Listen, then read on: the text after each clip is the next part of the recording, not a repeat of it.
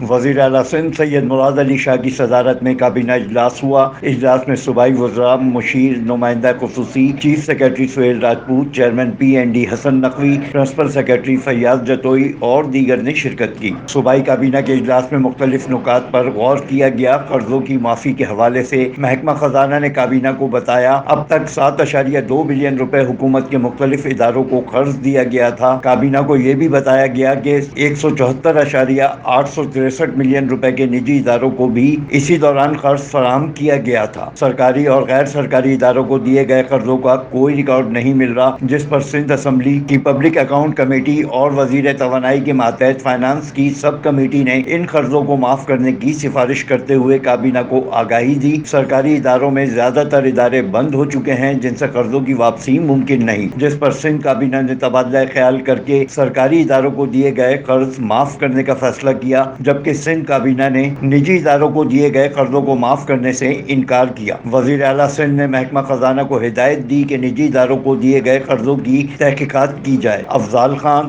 C110 news, Karachi. C110 news, خبر کی اصل خبر۔